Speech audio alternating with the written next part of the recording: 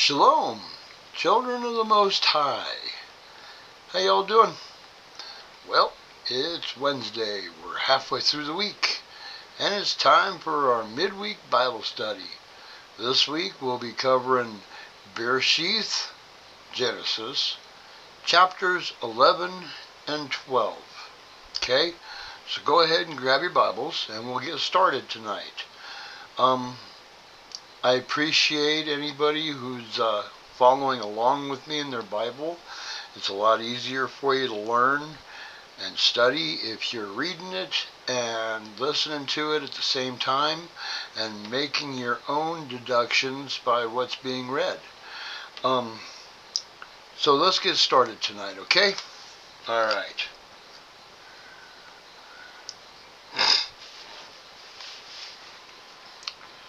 Bereshith, Genesis, chapter 11.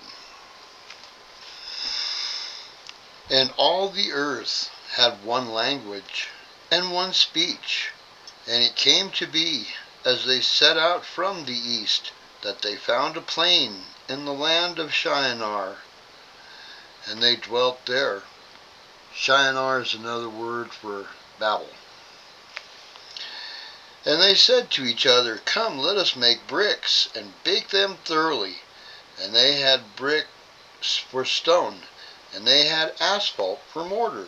And they said, Come, let us build ourselves a city, and a tower whose top is in the heavens, and make a name for ourselves, lest we be scattered over all the face of the earth. Then Yahweh came down to see the city, and the tower which the sons of men had built. And Yahweh said, Look, they are one people, and they all have one language, and this is what they began to do. And now they are not going to be withheld from doing whatever they plan to do. Come, let us go there and confuse their language, so that they do not understand one another's speech. And Yahweh scattered them from there over the face of all the earth, and they left off building the city. That is why its name was called Babel, because there Yahweh confused the language of all the earth, and from there Yahweh scattered them over the face of all the earth. This is the genealogy of Shem.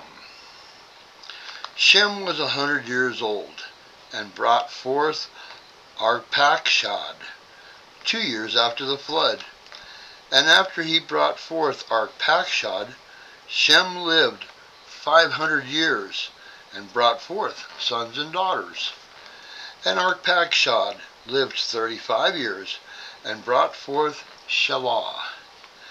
And after he brought forth Shelah, Arpachshad lived 403 years, and brought forth sons and daughters.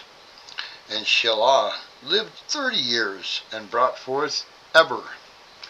And after he brought forth Eber, Shelah lived 403 years, and brought forth sons and daughters. And Eber lived 34 years, and brought forth Peleg. After he brought forth Peleg, Eber lived 430 years, and brought forth sons and daughters. And Peleg lived 30 years, and brought forth Reu. And after he brought forth Reu, Peleg lived 209 years, and brought forth sons and daughters. And Reu lived 32 years, and brought forth Serug. After he brought forth Serug, Reu lived 207 years, and brought forth sons and daughters. And Serug lived 30 years, and brought forth Nahor. And after he brought forth Nahor, Serug lived 200 years, and brought forth sons and daughters. And Nahor lived 29 years, and brought forth Terah.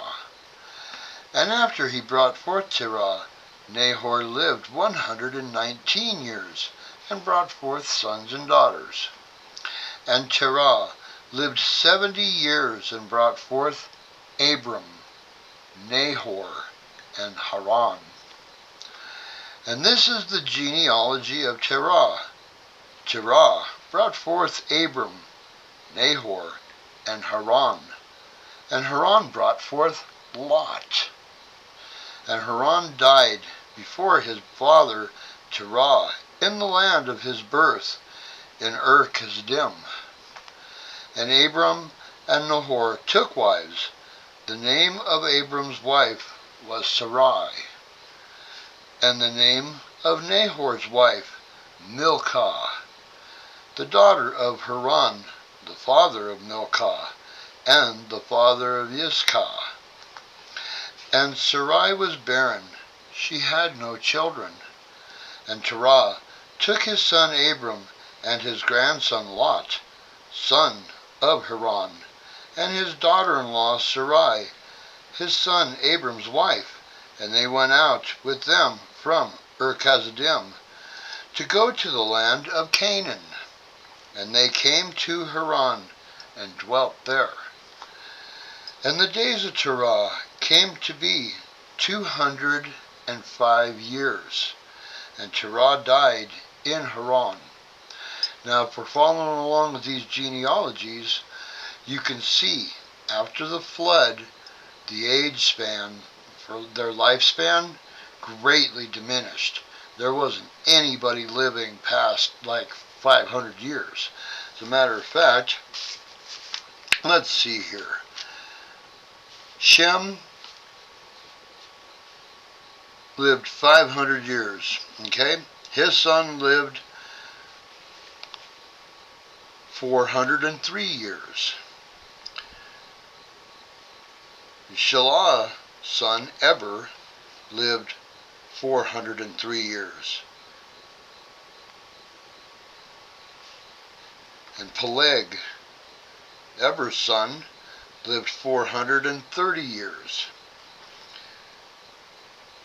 And Reu, Peleg's son, he lived 209 years. So you can see a progression slowly that the lifespans were way shortened after the flood. Because if we remember that Yahweh said, after the flood, no man will live over 120 years. So you can see how it was just decreasing like crazy, the lifespan, until we get down to Terah. And Terah was 205 years old when he died. Okay? So that just kind of gives you an idea of after the flood, how things changed. Chapter 12. And Yahweh said to Abram, Go yourself out of your land, for your relatives and for your father's house, from your relatives and from your father's house, to a land which I show you. And I shall make you a great nation, and bless you, and make your name great, and you shall be a blessing.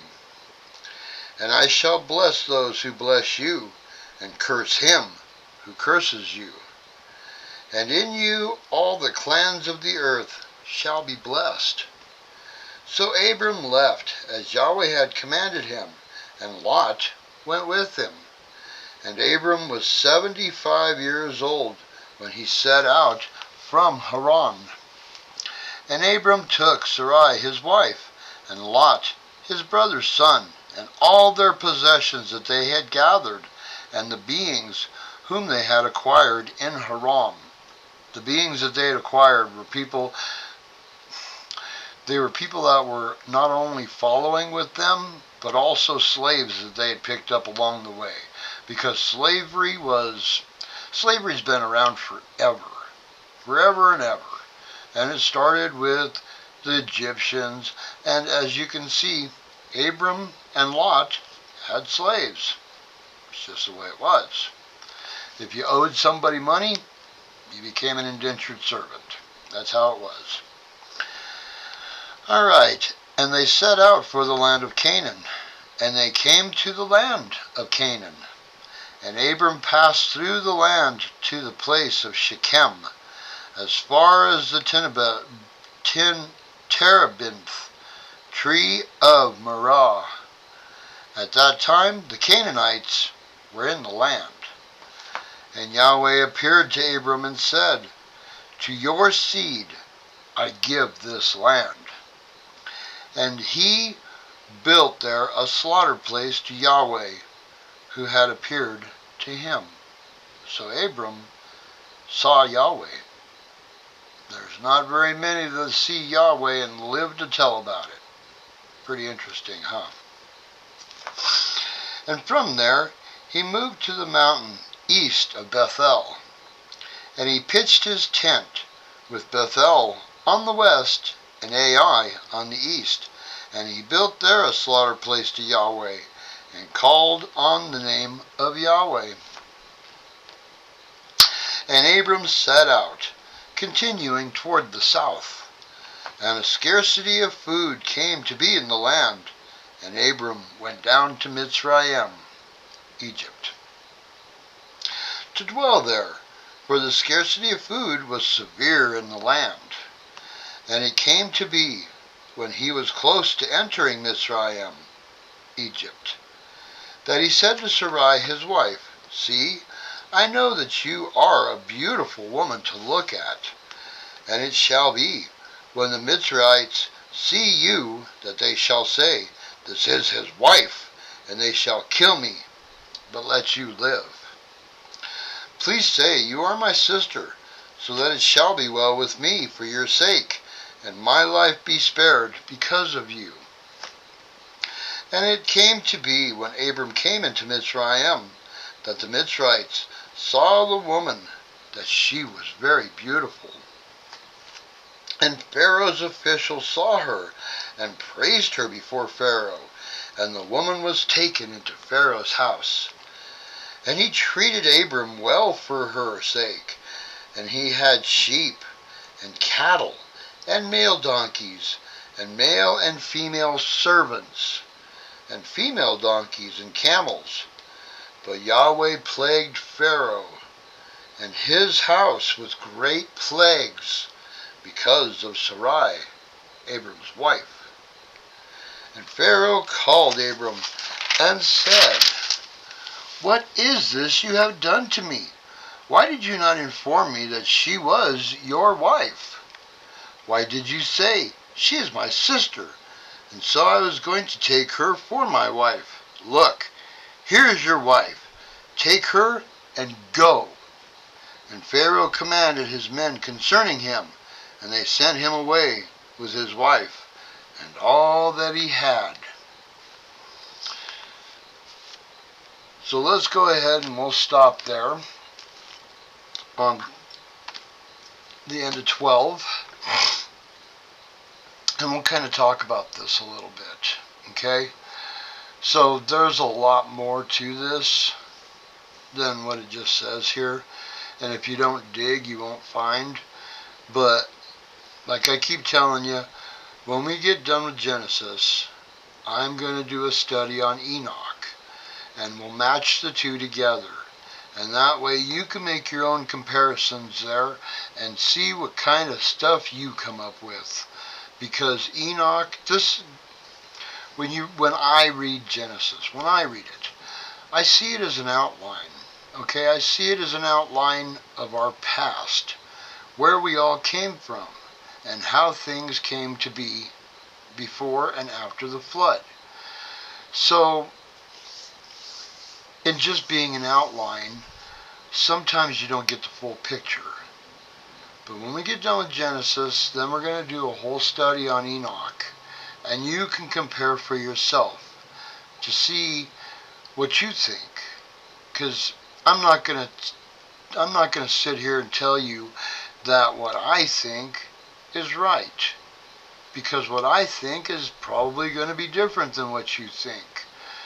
But from my studies, from the studies that I've done from the canon, the Bible, and the extra canonical texts, the Dead Sea Scrolls, it paints a pretty good picture of what really happened there, and it gives you a lot clearer picture of how events transpired, how things happened, and how the family lineage on both sides came to be, and the people of the land came to be, and how the cities were named. And there is so much more to Abram's story than what you're actually seeing here, because there's a ton more. So we'll get a chance to explore those things, and I really do want to hear your opinions on these things. Leave comments. If you leave comments, I'll answer them, and then we'll explore them together. Okay? And we'll see what kind of conclusions that we come to. Alright? So we will continue with our studies. Bereshith, Genesis 13 and 14, on the Sabbath. Okay? So go ahead and mull this over if you want to on your own before we start the study. If you pick up, here, let me dig it out. Hang on a second.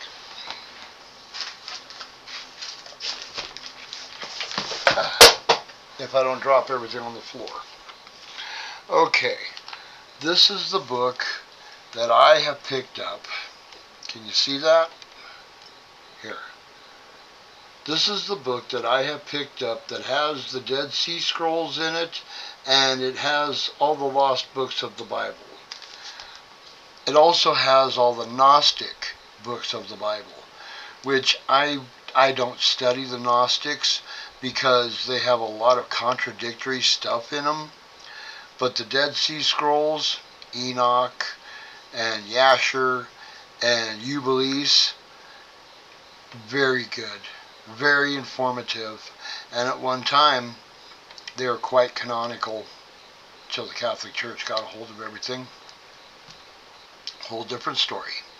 But if you want to pick up one of these, I think I got this for like, I don't know, like 20 bucks off of Amazon. Yeah, I know, I hate Amazon too, and I don't like supporting Jeff Bezos. But unless you got a bookstore around somewhere where you can find these, that's your only choice. Here's the author, Joseph Lumpkin. Okay? And each book has a preface to it which explains the history of that book. Where it came from, how old it is, and all the myths and legends behind it, everything. So that you get a really good idea before we delve in to each book. Okay? And like I said, when we get done with Genesis, when we get done with Bereshith, then we'll go ahead and we'll dive into Enoch and we'll compare the two and we'll see what we come up with. Because it's... I'm sorry, bending over here. It's a very fascinating study. And a lot of people won't touch it. A lot of people refuse to touch it because it is non-canonical.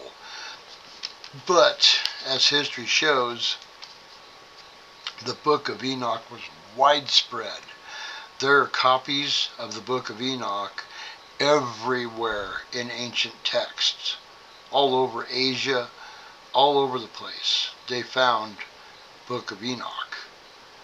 So it's not like it's something that's rare or something that somebody made up out of a fairy tale.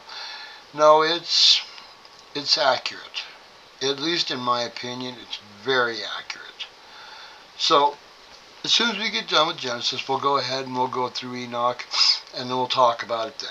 Okay? For now, I hope that y'all got something out of this, a good foundation, a basis to continue your studies, because our studies never end. They never end. We just continuously keep learning, keep gathering more wisdom, knowledge. Capital W, wisdom, is knowledge.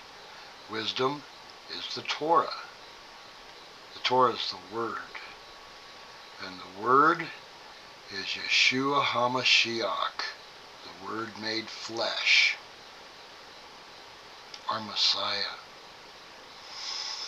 Our Messiah that sacrificed himself, the atoning blood sacrifice, to bring the Gentiles into the tree of life, to re-establish, renew the covenant that Yahweh established with Noah and with Abram and with Isaac and with Jacob, as you will see, and Moses, as you will see.